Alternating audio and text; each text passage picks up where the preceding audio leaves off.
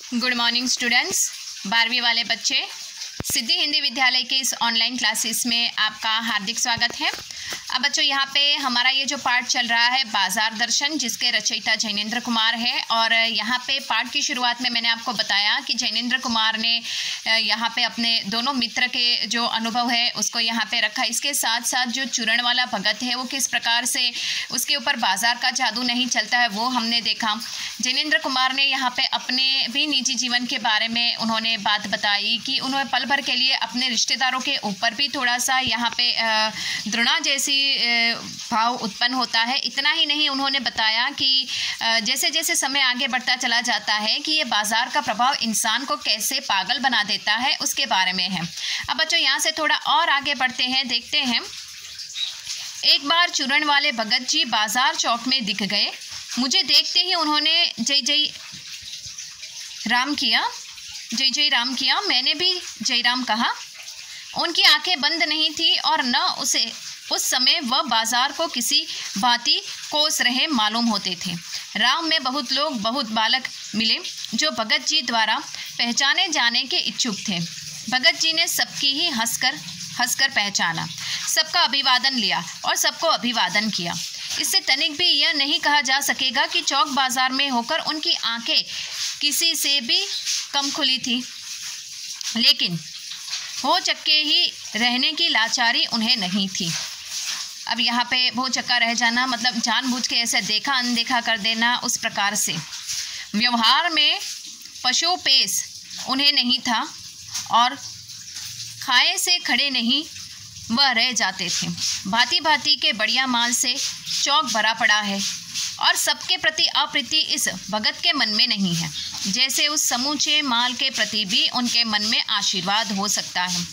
विद्रोह नहीं, प्रसन्नता की भीतर है, क्योंकि कोई रिक्त भीतर नहीं है। देखता हूँ कि खुली आंख, तृष्ण और मग्न वो चौक बाजार में से चलते चले जाते हैं। राह में बड़े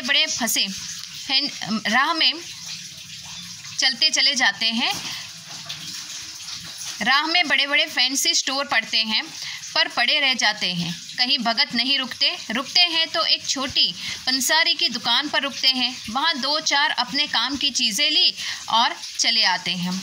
बाजार से हठपूर्वक विमुखता उनमें नहीं है, लेकिन अगर उन्हें जीरा और काला नमक चाहिए तो सारे चौक बाजार की सत्ता उनके लिए तभी तक उपयोगी है जब तक वहाँ जीरा मिलता है। ज़रूरत भर जीरा वहाँ से ले लिया कि फिर सारा चौक उनके लिए आसानी से नहीं बराबर हो जाता है। वह जानते हैं कि जो उन्हें चाहिए वह है जीरा नमक। बस इस निश्चित प्रतीति के बल पर शेष सब चांदनी चौक का आमंत्रण उन पर व्यर्थ होकर बिखरा रहता है। चौक की चांदनी दाएं बाएं भूखी फैली रह जाती है, क्योंकि भगत जी को जीरा चाहिए वह तो कोने वाली पंसारी की दुकान से मिल जाता है और वहाँ के सहज भाव में ले लिया गया है। इसके आगे आसपास अगर चांदनी बिछी रहती है तो बड़ी खुशी से बिछी रहे, भगत जी से बेचारी का कल्याण ही चलता है। अब बच्चों, यहाँ तक जो हमने पढ़ा है थोड़ा सा उसको समझ लेते हैं कि एक दिन क्या होता है। ये जो जैनेंद्र कुमार यानी लेखक होते हैं वो चौक बाज़ार यानी दिल्ली की ये जो बहुत बड़ी ये जो बाज़ार मंडली लगती है वहाँ पे पहुँचते हैं। वहाँ पे उनको कौन मिलता है? ये चूरण बेचने वाला ये जो भगत है, ये चूरण बेचने वाले भगत जी उनको मिल जाते हैं। और ये भगत जी जो है वो लेखक को देखकर हंसकर रुक जाते हैं। अब यहाँ पे बहुत सारे लोग वहाँ से गुजर रहे थे, लेखक कहते हैं, लेकिन किसी को देखकर उन्होंने मतलब ऐसा नहीं है कि उनको देखकर अनदेखा कर दिया हो, लेकिन वो क्या करते हैं, सबको हंस कर बुलाते हैं, सबका अभिवादन करते हैं, सब लोग भी उनका अभिवादन करते हैं। कुछ एक लोग जो वहाँ से गुजरते थे तो वो ये चाहते थे कि भगत हमें देखकर हमें बुलाए, तो इस तरह से उनका मान सम्मान भी था। लेकिन यहाँ पे लेखक ने एक बात बहुत अच्छी स्पष्ट इतने परिच्छेद में हमें बताई है कि बाजार जो जिसकी चकाचौंध थी वो भगत की आंखों को छू नहीं पाई। अगर ऐसा होता तो भगत क्या करते, यहाँ पे चूरण बेचने वाला भगत वो बाज़ारों को देखकर ही आगे चलते ही रहते। उन्होंने इन बाज़ारों को महत्व नहीं दिया। उनकी दृष्टि से बाज़ार इतने महत्वपूर्ण नहीं होते हैं जितने महत्वपूर्ण उनकी ज़रूरतें हैं। ज़रूरत का मतलब यहाँ पे उन्होंने बताया था कि भगत जो चूरण बेचने वाला भगत है वो बाज़ार क्यों आए थे। वो बाज़ार इसलिए आए थे कि उनको सिर्फ अपनी ज़रूरत के लिए जीरा और नमक लेना था। अब ये जो जीरा और नमक लेना था उसके लिए वो क्या बाज़ार में कि हाँ भाई जीरा और नमक लेना है, तो वो जैसे कि उन्होंने क्या कहा कि एक निश्चित दुकान नहीं है, वो क्या करते हैं हर एक जगहों पे हर एक दुकानों में जाते हैं, वहाँ पे उसके दाम पूछते हैं और जहाँ से उनको ठीक लगता है वहाँ से जितनी आवश्यकता होती है जितनी मात्रा में उन्होंने जीरा और नमक खरीद लिया। उसके बाद उन्होंने बाज़ार ऐसा नहीं है कि बाज़ार की और पलट के भी नहीं देखा। बाज़ार में बहुत प्रकार की फैंसी यानी कि बहुत ही मॉडर्न प्रकार की दुकानें थी जिसमें अच्छी अच्छी चीज़ें मिलती थी, लेकिन ये चीज़ें भगत को आकर्षित नहीं कर पाती है। क्यों? क्योंकि भगत की ज़रूरत थी जीरा और नमक, जो उसको मिल जाता है उनकी संतुष्टि हो जाती है और वो वापस अपने घर की ओर रवाना हो जाते हैं। हर एक चीज़ को वो देखते हैं, ऐसा नहीं है कि मतलब बाज़ार की ओर उनका ध्यान नहीं है, ये चकाचौंध उनको छू नहीं पाता है। लेकिन कहने का तात्पर्य सिर्फ इतना है कि मतलब वो इतने पागल भी नहीं हो जाते हैं कि ज़रूरत से ज़्यादा ही चीज़ें उठा ले। उनकी ज़रूरत है सिर्फ जीरा और नमक, तो उन्होंने जीरा और नमक ही खरीदा, इससे ज़्यादा और कुछ नहीं। ये बात लेखक को यहाँ पे बहुत अच्छी लगी कि भगत ने यहाँ पे उतनी ही चीज़ों का अपने जीवन में महत्व दिया जितनी उनको ज़रूरत होती है। अब बच्चों, भगत की जगह अगर हम होते तो बाज़ार में बहुत मतलब अच्छी अच्छी दुकानें होती तो हम क्या कुछ नहीं होता तो कम से कम उसको देखने के लिए तो बाज़ार में जाते। कि लेना हो या ना हो ये 2 नंबर की बात है, लेकिन देखने में क्या जाता है, ज़्यादातर हम ऐसा सोचते हैं और उस चीज़ को देखने लगते हैं। फिर हमारा ये जो ध्येय होता है ना, हम जो मतलब ध्येय तो नहीं लेकिन हम जो बोलते हैं कि लेना न लेना, लेकिन देखने में क्या जाता है, तो यही हमें थोड़ा सा परेशानी में डाल देता है। ऐसा समझ के हम लोग देखने के लिए जाते हैं और फिर वो चीज़ पसंद आ जाती है और सोचते हैं हाँ मेरे पास तो इतने पैसे हैं तो मैं ले लूँ, ये समस्या उद्भवित होती है।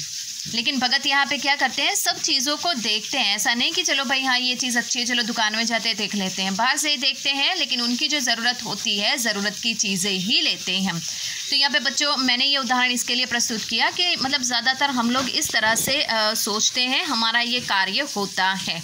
अब थोड़ा और आगे बढ़ते हैं बच्चों।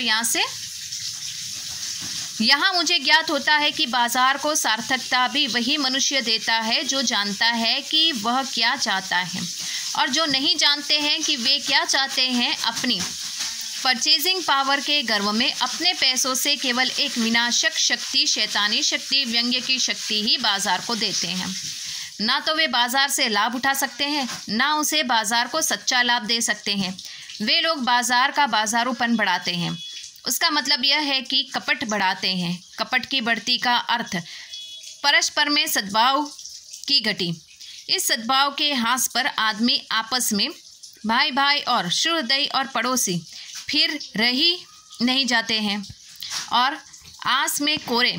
अब यहाँ पे बच्चों इतना जो हमने पढ़ा है ना वो पहले देख लेते हैं कि यहाँ पे क्या होता है कि बाज़ार जो होता है, बाज़ार की सार्थकता मतलब तभी सिद्ध होती है, अर्थात बाज़ार को सार्थक वही कर पाता है इंसान जो इंसान अपनी आवश्यकताओं को समझे और आवश्यक वस्तु की ही खरीदी करे, ताकि बाज़ार का जो शब्द है बाज़ार ये बना रहे, बाज़ार की सार्थकता स्पष्ट रहे। लेकिन कुछ एक इंसान ऐसे भी होते हैं जो बाज़ार का जो सार्थकता है उसको यहाँ पे धो देते हैं, अर्थात उसको निश्चित नहीं करते हैं। क्यों? क्योंकि वो बाज़ार में जाते किसी और चीज़ के लिए है और उठा के लेके आते हैं कोई और चीज़। हम कहते हैं हमारे पैसे हैं, हमने जैसे है उसको खर्च करना है हम कर सकते हैं, लेकिन यहाँ पे वो गलत है। क्यों? इससे क्या होता है पता है? क्योंकि बाज़ार का जो कपट जो होता है ना वो बढ़ने लगता है। जैसे कि उदाहरण के तौर पे मैं आपको बताऊं कि कोई एक चीज़ जो होती है बच्चों, वो चीज़ हम खरीदते हैं तो वो खरीदने के साथ साथ हम क्या करते हैं उसमें बहुत सारा बदलाव भी लाते हैं। वो कौन सा बदलाव लाते हैं बच्चों, तो नेक्स्ट वाले वीडियो में हम उसको देखेंगे। थोड़ा सा हमारा ये पार्ट बाकी है, तो नेक्स्ट वाले वीडियो में हम ये पार्ट की ख़त्म करके फिर आगे के सेशन में हम उसके मतलब अध्याय आगे जैसे ही बढ़ेंगे तो उसमें स्वाध्याय प्रश्नोत्तर की चर्चा करेंगे जो आपको अपनी कॉपी में लिखने पड़ेंगे। ठीक है, थैंक यू।